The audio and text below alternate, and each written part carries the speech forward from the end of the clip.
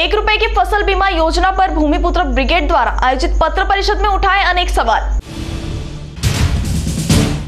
किसानों ने सरकार द्वारा अधिकृत ओरिएंटल इंश्योरेंस कंपनी के माध्यम से ₹1 में फसल बीमा करवाया है, लेकिन फसलों को नुकसान होने पर उस क्षेत्र का पंचनामा करने का काम ओरिएंटल इंश्योरेंस कंपनी या कृषि विभाग कर्मचारियों का है। लेकिन ओरिएंटल कंपनी ने यह काम जोनिस सॉल्यूशन प्राइवेट लिमिटेड को दिया है, जिसके कारण पंचनामा करने का काम में गड़बड़ी हो रही है, जिससे कुछ किसानों को बीमा राशि मिल रही है तो कुछ पात्र किसान लाभ से वंचित होने का आरोप भूमिपुत्र ब्रिगेड के सदस्य विजय मुसले ने पत्र परिषद में लगाया है। प्रधानमंत्री फसल बीमा योजना के तहत कई किसानों ने अपनी फसल का ₹1 में बीमा करवाया है।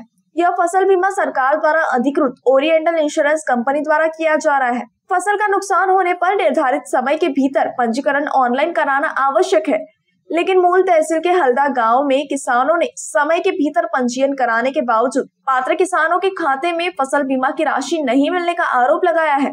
पत्र परिषद में भूमिपुत्र किसान ब्रिगेड के विजय मुसले, दीपक वाड़ई, प्रकाश चालूरकर, विक्रम गुरनोले, रितेश मैकलवार आदि उपस्थित थे। नमस्कार। प्रधानमंत्री कृषी पीक विमा योजनेच्या अंतर्गत ₹1 पीक विमा ही जी योजना होती, या योजनेच्या माध्यमातून अनेक शेतकऱ्यांनी पीक विमा काढले।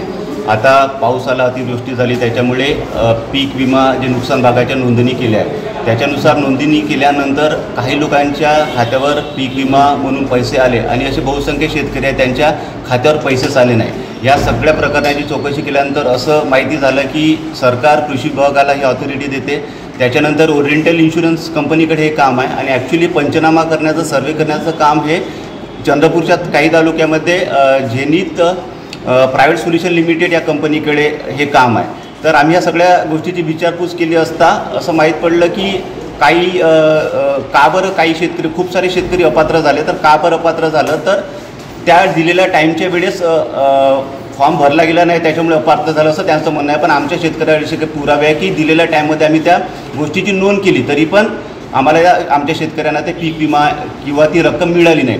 तर या सगळ्या गोष्टीमध्ये कोणत्या आधारावर शेतकरी पात्र किंवा अपात्र ठरवले हा आमचा प्रश्न आहे। आणि आमचं असं म्हणणं आहे की सरकार, कृषी विभाग, ओरिएंटल इन्शुरन्स कंपनी आणि थर्ड कंपनी ज्या कंपनीकडे पंचनामा करण्याचं काम दिलं आहे यांनी प्रॉपरली सर्वे करावं आणि सगळ्या शेतकऱ्याच्या खात्यावर पैसे जमा करावे जे नुकसानग्रस्तांची नोंदणी केली आहे अशी आमची मागणी आहे। आणि तसं झालेलं दिसून येत नाही आहे, त्याच्यामुळे लवकरात लवकर सगळ्या कास्तकाराच्या खात्यावर पैसे जमा करण्यात यावं, ह्या प्रकरणाची चौकशीसुद्धा करण्यात यावी आणि शेतकऱ्यांना हा जो अन्याय होता याच्यापासून मोकळं करावं अशी आमची भूमिपुत्र ब्रिगेडच्या माध्यमातून आमची विनंती करतोय। धन्यवाद।